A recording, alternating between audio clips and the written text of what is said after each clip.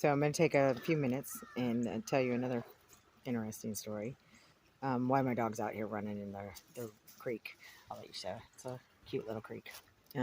Anyways, so the last video I did was grooming. And grooming girls to be toxic manipulators. And then, of course, the one before that was, are we grooming them to be abusers?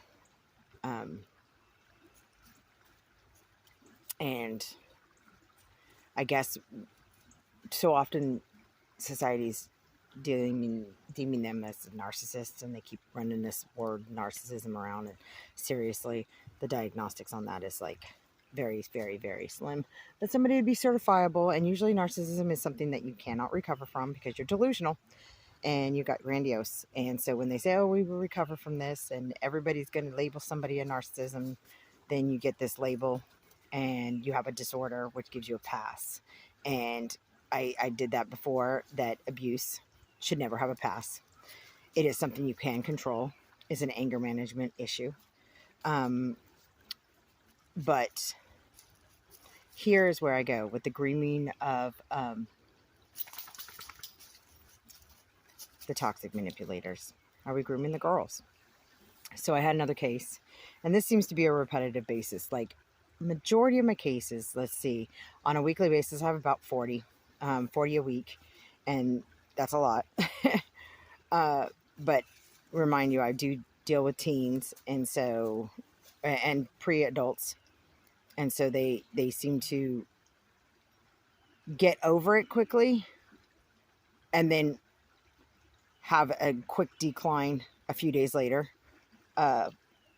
So I had one come in again, and so I do what we do is we do a triage. And so we just basically, when they express like, I don't want to be here, of course, you have to do your whole suicidal assessments. And so we do that, and then we started processing. And so often our clients are associating hurt with pain. And so then we have to go through and isolate, is it a physical pain, or are we talking about feelings wise, internal? And so a perfect word, as I was processing, so I had one coming in and wrote a letter, and we were reading it, and it wasn't really a suicide letter. It was just, I don't like this feeling. I don't want to put burdens on people. I don't want to, feel this pain, and used pain about 5 times in there. And then thank you so much for spending time with me. I don't want to feel this way anymore. So we started processing it, and we came up with a word, agony. So agony is a very unique word. But agony is all about agonizing pain. So then we had to isolate, what does pain look like? And throughout that time, we started realizing, well, as we were processing, and this is kind of how I do my suicidal assessments as well, is because this is where the biggest therapy can happen, is when you feel at your lowest, or what you perceive as your lowest point. How do you find or create or build a skill within yourself to find the strength to persevere? That means move past it. Give yourself 5 minutes, give yourself an hour, give yourself a different situation and a different environment.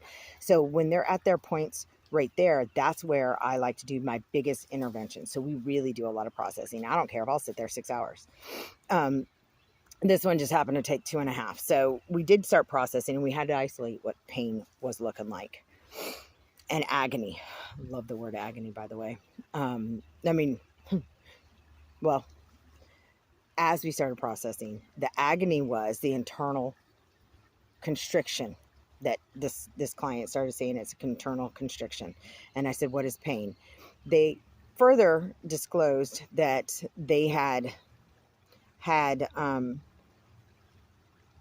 to eat lunch by themselves for several weeks. And so I was like, okay, so the pain is it like you fell off your bike? Like, are we talking about physical pain? You cut yourself? No, my heart hurts. I said, okay, so the hurt and pain are 2 different things. One's a physiological response, and the other one is an actual throb inside. And so then they were like, well, the agony is my heart hurts because nobody wants to be around me. So then we had to start processing, who do you keep around? And that's where I go when it comes to morals and values. And I have this huge magnet thing that I talk about, and how so often we want to try to force other magnets to come towards us, but all we end up doing is pushing them away because we flip them, and they're always teetering on their side. And if we want to track them, they need to have they have to have the common code. And so we started processing on that, and before we realized, she was like, oh, well, the pain's not really unbearable. The agony is actually kind of poetic. And I was like, but agony is bearable or doable? And as we started going, it was a doable thing. And as she started really, really processing, going, oh, okay, well, then I just need to find the right magnets. And I said, yeah, why are we forcing a magnet to stay with us when that magnet doesn't mesh with you? And so on and on we started going, and we did a pros and cons list. Pros are the pros that of all the things that she's enjoyed with relationships, and started checking off, these are what I like in relationships. And the cons are all the ones that she didn't mesh well. It caused a mild discomfort, which we started processing, that could be considered an agony or an internal discord. So the reasons why I'm saying that story is because so often we talk about gaslighting and how we gaslight somebody to fit our narrative, but then we also are really quick to isolate and remove people's ability to be able to go to other groups and friends. We want to, so often in society, they want to verbally attack, label, and do some psychological warfare, as well as what I call characteristical assassinations. That means to curb the person that didn't fit your mold or didn't change to meet your expectations, that now I'm going to deem you as an inappropriate person, so nobody will like you. And that's part of what's gaslighting, but that's also an abusive tactic. Narcissism does it as well, but narcissism is all about, I don't want you to pay attention to anybody but me. But abusers, I don't want anybody to pay attention to you because you did wrong. You are not the right way. I ask you to do this, and you just automatically wouldn't change, and you won't stay changed. That's my dog running around like a nuthead. She thinks she's going to catch a squirrel. It is never going to happen. So often they want to gaslight, and that is the biggest key when it comes to abusers. But everybody wants to label it as narcissism, and that is not true. But the way that they learn acceptable behaviors and manners, and also acceptance, it's accepting people for who they are and accepting that they don't have to be on your same path. They do not have to be your friend. They do not have to be an enemy either. Just because they didn't fit your mold does not mean they're not worthy. They're just not worthy to be your close net. You can still be acquaintances with them.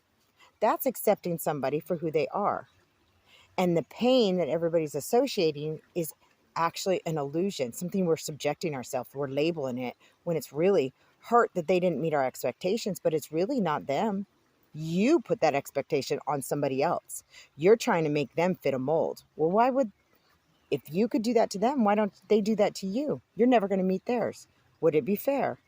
So eye for an eye is kind of what it looks like.